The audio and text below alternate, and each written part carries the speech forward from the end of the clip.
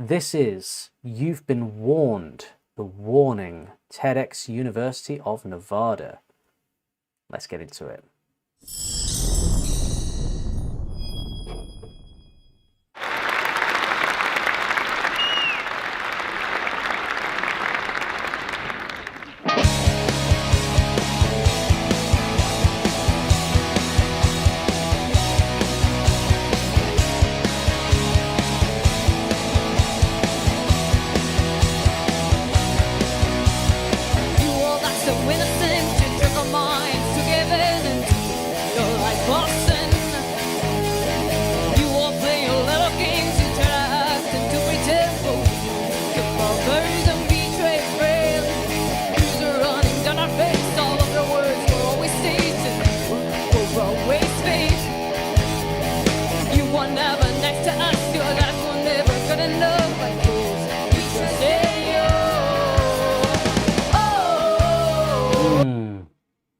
Looks like Danny is rocking like a sunburst Gibson there. Beautiful, beautiful sound on it. And coming through the famous orange amp behind her as well. Big double stack on that orange amp. One of the best amps in the game, in my opinion. But yeah, beautiful guitar sound. How old are they here? They're young, right? I wasn't expecting them. Steve says, as I said, 16, 14 and 12 here. Bless them. Powers Animal / Shredder phase. Nostradamus says, this will be my 20-something time watching this. Little badass alley, for sure. So awesome.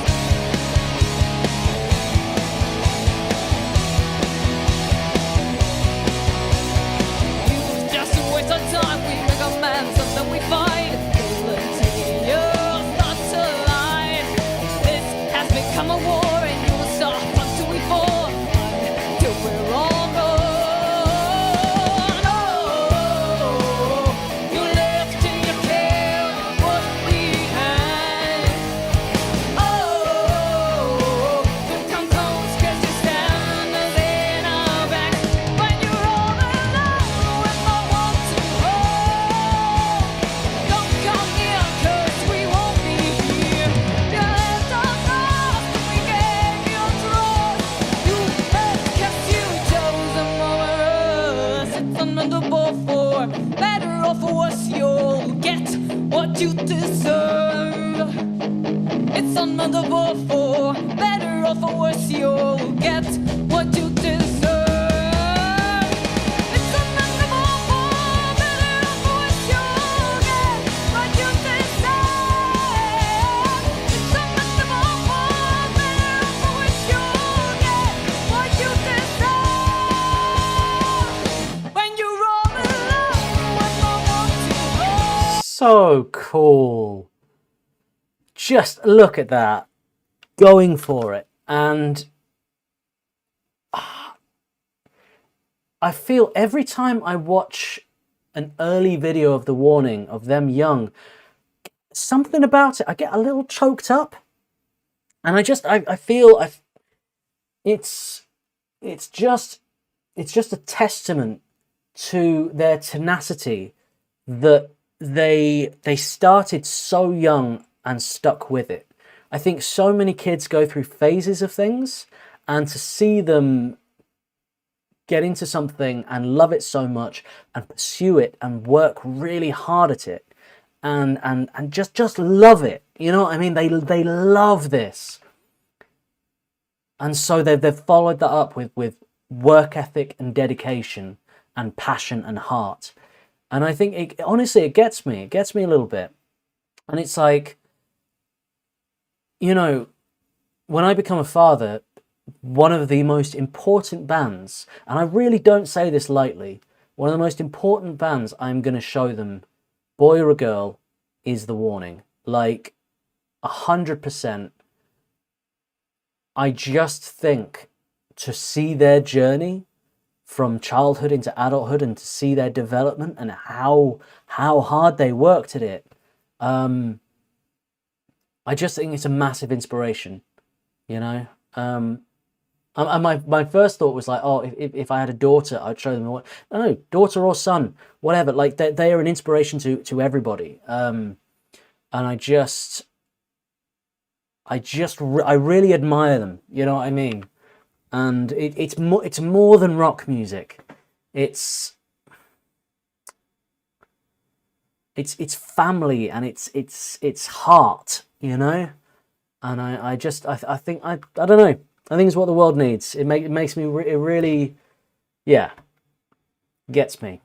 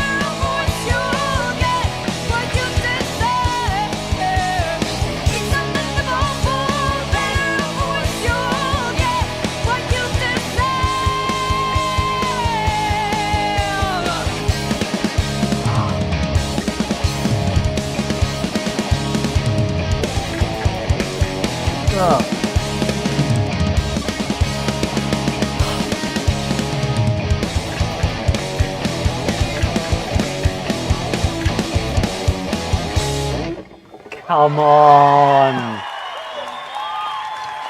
They're good. They're really, really good at this stage. Beyond good. Like, they're way beyond their age, you know? It's one thing as well to be good at an instrument when you're young, like this. I mean, 12, for goodness sake, Ale, like, I think that's who I'm impressed with the most here. Oh, that's hard to say. They're all killing it, but it's like Ale's like 12, and yeah, it's one thing to learn the bass and be good at it. To play in a band in a rehearsal and be perfectly in time and moving and performing. There's another level. To now take that onto the stage in front of a massive crowd at a prestigious event like a TEDx talk, prestigious. That's another level of confidence, that and another level of ability that is really impressive. And I think that's what impresses me most about this, is how well they work together under the spotlight. You know, their individual ability as musicians speaks for itself, but that's something people may not consider. You know what I mean? Like, the actual practicality of this.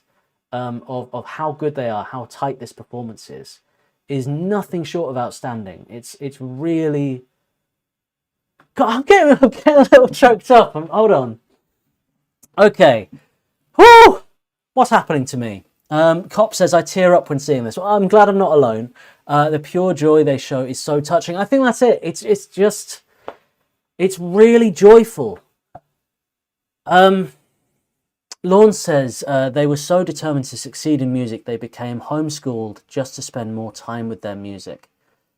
I love that. And another layer and level of this magic is the support they clearly have from their parents, from their family, to support doing that. Because how many parents would do that? How many parents would allow their children to be homeschooled so they can focus on music? Not very many.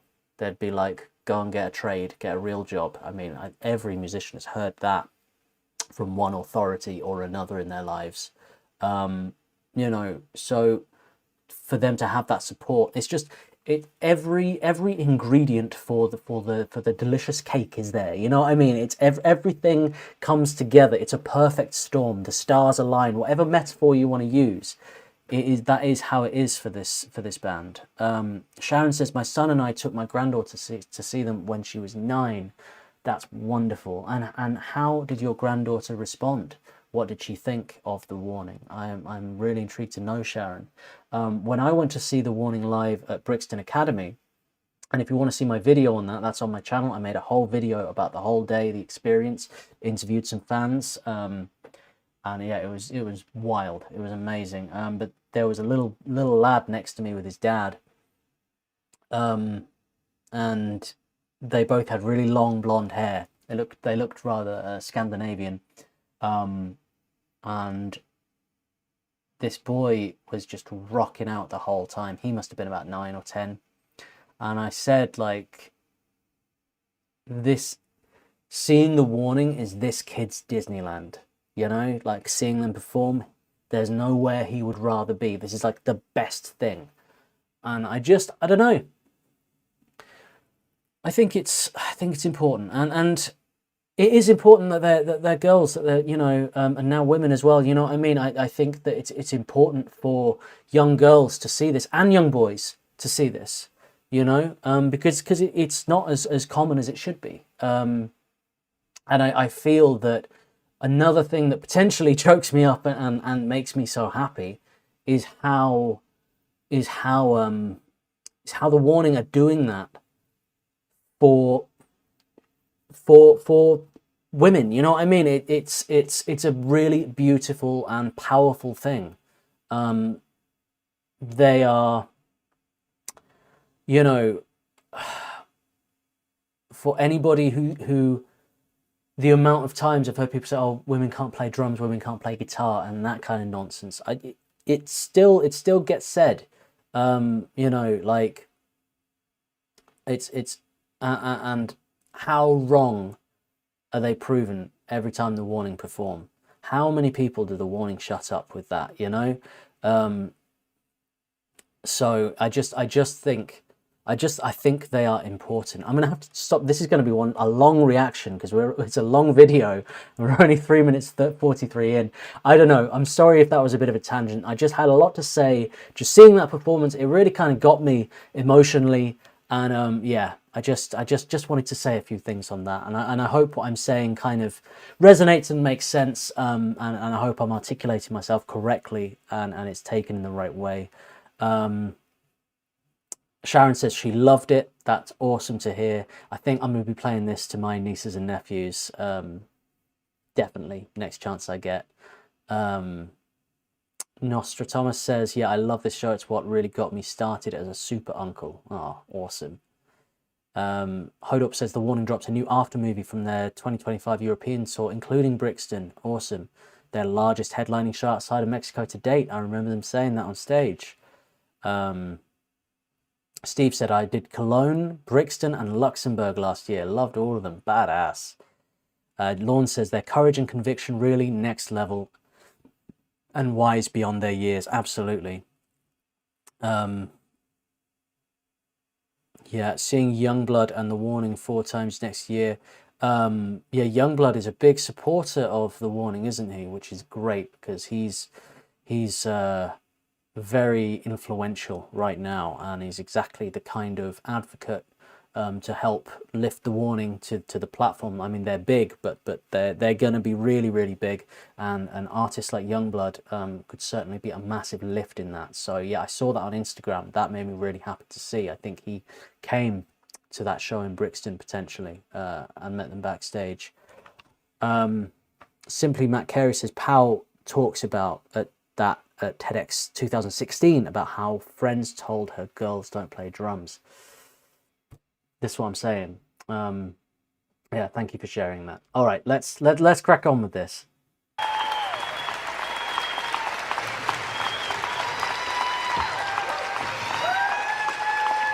Thank you so much. Hello, we are The Warning. We are 3 sisters with a passion for music. I'm Alejandra. I'm Pauline. And I'm Daniela. We feel so honored of being here playing for you. Thank you so much for the invitation.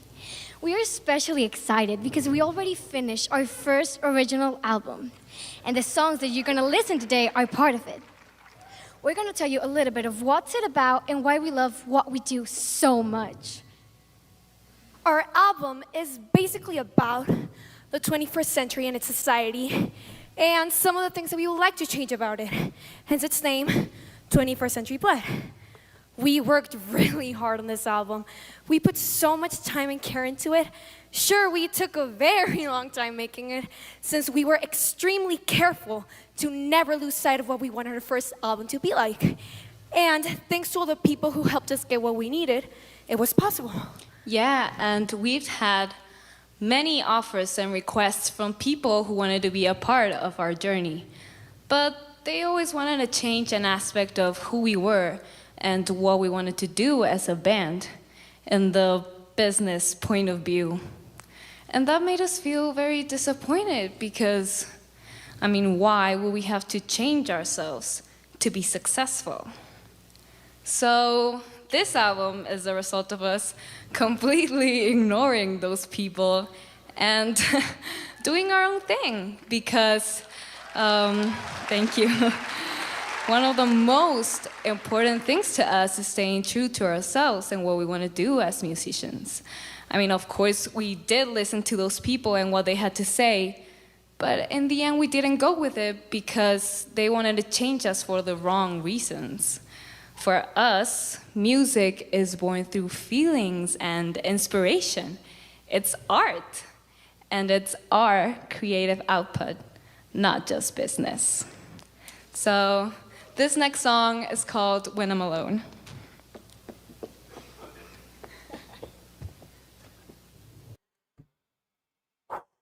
Now, Lorne in the chat says they turned down some big players, Disney, Simon Cowell, etc. Now, who turns them down on their way up? Not many people. Not many people at all. Like 1%, surely. I think the way that would be viewed by most artists, if an opportunity like that came along, would sell out in a heartbeat. You know what I mean? Like, just, this is it. I'm going to be huge. I'm going to be famous. But fame is not what they're pursuing. They're pursuing art. They're pursuing passion. They're pursuing music. And that's incredible. That's incredible at such a young age as well for a company like Disney to come along and for them to say, no thanks, we're going to keep doing it our way. That doesn't happen. That doesn't happen, except clearly in this situation. And you know what? The Jonas Brothers popped into my head. Concept just said we could have ended up with the Jonas Sisters, and I think that's exactly what Disney would have done. Exactly it. They would have been huge. They would be a household name, but they would not be the Warning that we know and love right now, who are writing the incredible music they're writing. They would be slaves to the corporates. Lorne says their parents deserve a lot of credit for taking care of them. Certainly, surely. Yeah, I massive kudos to their parents. I mean, I said earlier in this, like, clearly the support they've had from their parents, but from a business standpoint as well, just phenomenal. And it's clearly been an open conversation where they've all been able to speak on this, because I imagine there may have been some conflict. I don't know, there may have been some toing and froing on this. It's like, well, it is Disney, well, it is Simon Cowell. Are we sure we don't want this? You know, are we sure we don't want to be millionaires? Are you sure we don't want to be on the side of every bus in every country all over the world? You know, like, it's a hell of a conversation. SoCal says their parents are still on the job. I love that. I love that. Miani says, hello Miani, welcome. Wow, the music alone they make is crazy for their age, but their strong-mindedness, passion and determination is even more insane. I've got to echo that sentiment. Cop says they have an amazing team around them.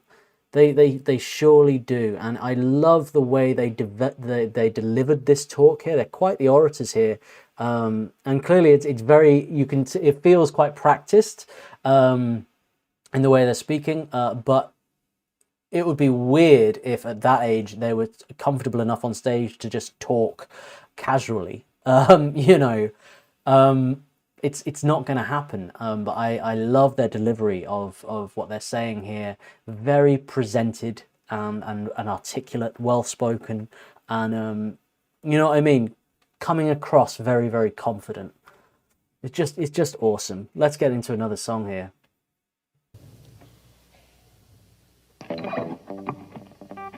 Full of color on the outside, but I only see in black and white. I'm desperate for some light in the corners of my mind, having hope but not enough, reaching out to find no one. Am I the only soul to have lost all control? It gets hard to breathe, stuck in between our words. Has become my fake reality, and there's no escape from bubbles in my head. It's driving me crazy. Nobody understands. My sanity's not going to last, and I'll fall on through the night. Everyone will think I'm alright, but nobody knows when I'm dragging along, when I'm alone. When I'm alone.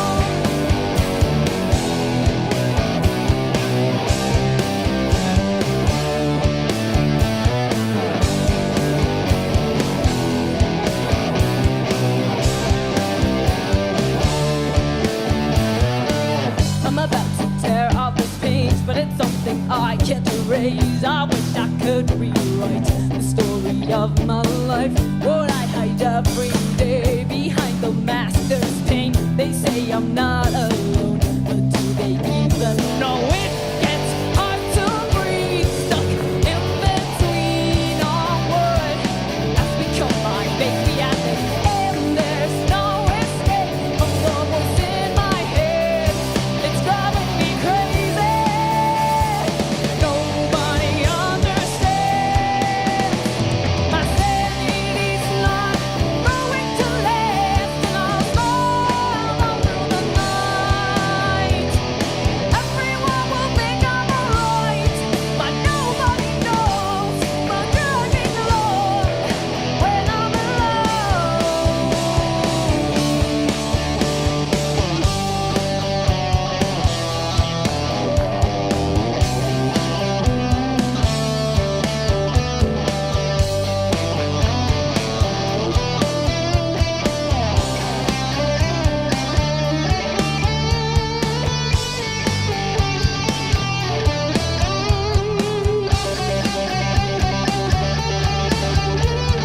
Nobody understands. My sanity's not going to last, and I'll fall on through the night. Everyone will think I'm alright, but nobody knows when I'm dragging along, when I'm alone. And every day I'll try to keep my feelings hidden inside, but nobody knows from the hole in my soul when I'm alone. When I'm alone.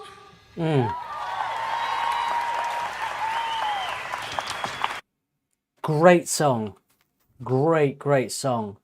And going back to the whole record label thing, that song probably wouldn't have got approved because it's not broad enough. And I've witnessed firsthand. I've worked as a session guitarist professionally. I've worked professionally as a producer. I've worked professionally as a songwriter. I've worked with major labels like Warner and Island. And I've seen so many times a great song written in a session that then they get sent to the label. 5 people go, yeah, we love it. And one person goes, no, don't like it. And that song never sees the light of day. It happens all the time. The best songs that were ever written have not been heard. I'm saying that right now. And like The Warning, they're expressing themselves. They are trying to push boundaries. They are incorporating genres, blending genres together. They are making their own unique sound. because they want to leave a legacy and an impact on music. They want to make an impact on people. All the good, noble causes and right reasons to make music. You know, and yet if they had signed any of those deals, they wouldn't get passes on anything, and slowly over time they would be allowed, like less and less would they be allowed to write their own stuff, and they would just have people writing for them and telling them what to play. And then before you know it, they're not even playing live, it's a backing track and they're just miming along. It could have been awful. As someone in the chat said earlier, it could have been the Jonas Sisters, which honestly it would have been a tragedy, because look at what they're doing here, and look at what they went on to do post this, beyond this. Just incredible. Now, Nostradamus makes a very good point here about their delivery on the speeches before this song. It's their second language. I hadn't even considered that. That's incredible, isn't it? You know, like, yeah, beautiful English. Beautifully said. Lorne says they spent 7 months haggling with Lava Records before signing, ensuring the band maintains their identity and control over their music. Yeah, you've got to get the details down there. Their parents deserve Parents of the Decade for raising these three sisters to become who they are. Not just music talents, but who they as people have become. So proud of this family. Yeah, well said. Horde Up says Danny wrote this song when they were at Berklee College of Music. They went to Berklee in Boston 2015. Awesome. Yeah, Berklee's one of the good ones. I've been to Boston. Boston's got a great music scene for classical music, particularly, and particularly on the other side of the river, Cambridge, Massachusetts. I've played a few concerts around there with my orchestra, the Afghanistan Free Harmonic Orchestra, who I'm the co-founder of. We performed at the Longy Bard School of Music, and that was an amazing establishment over there. They've got some brilliant conservatoires for musicians in that part of the US. I did not know that they studied at Berklee. That's really cool, for the summer program. She felt incredibly alone and homesick, and out came this. When she played it in 2023 on an acoustic guitar in her hometown, she cried on stage. That's beautiful. Her version at Pepsi Center is so heartfelt.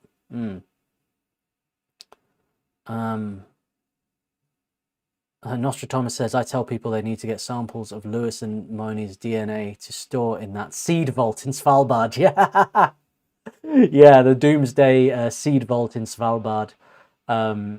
So if we have an apocalypse, we can start over with a head start. I like your thinking. I like your thinking. I've never been to Svalbard, but I do want to. It's a curious country. You actually legally have to carry a gun in Svalbard because of polar bears. So many people get eaten over there. It's where they have 3 months of nighttime, no daylight. Very, very curious country. Technically Norway, I believe Svalbard is, but it is way off in the sea, in the ocean. Good evening, John Naga. Yeah, just... Lorne says there's a whole story about the efforts to go to Berklee, at least half a dozen videos about it. I've got so much to see here, guys. I've got so much to see. All right, let's keep this video going.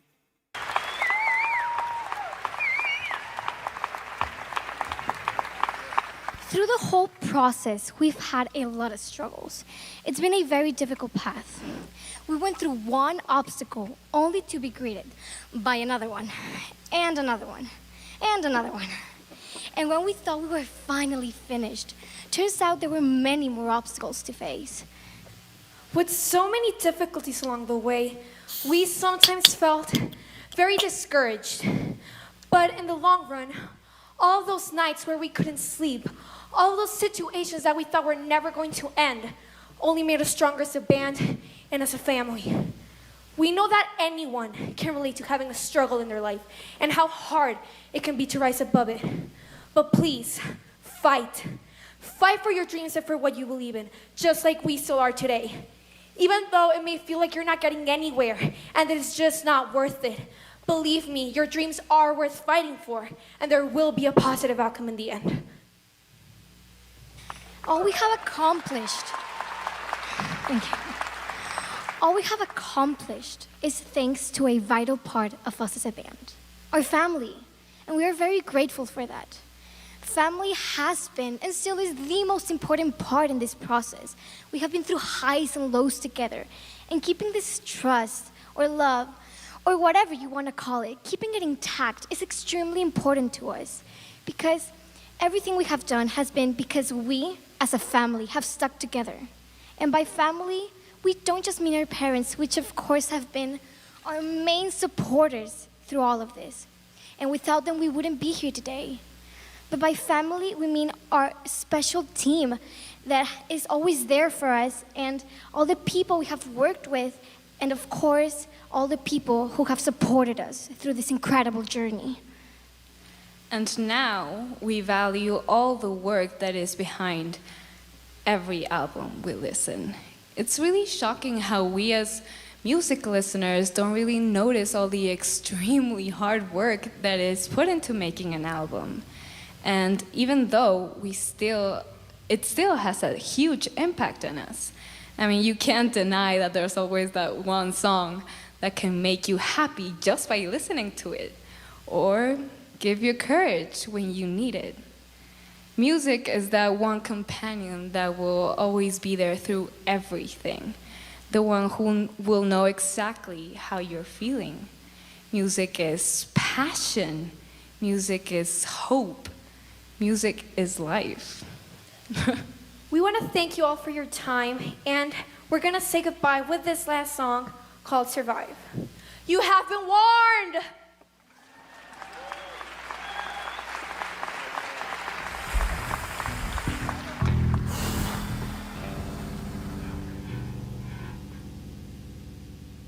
We couldn't play that last video because it's been flagged for copyright, but that TED performance, those two songs we did here, and their mission, their sentiment, their inspiring words, honestly, it is there's something really beautiful about seeing young people give such inspiring advice. I'm sat here as a 30, am I 34? I think I might be 34-year-old man listening to a 14-year-old like just giving wisdom and giving inspiration, and yeah, I love it. I love it. I think they're just they're so special, and every stream we do on The Warning, every reaction I do with The Warning, I become a bigger fan. There was a big leap for me by going to see them in Brixton Academy and seeing them perform. I that solidified me as a real massive fan of The Warning. But like, I'm not. My journey is far from done, because the more I hear from them, the more I learn about them, the more I get them, the more I totally fall in love with their whole mission. I think they're phenomenal human beings, all three of them. I love what they're doing, and I absolutely loved this TEDx talk and this performance. That was You've Been Warned, The Warning, TEDx University of Nevada. Just incredible. If you enjoy my reactions, be sure to hit subscribe. Peace and love.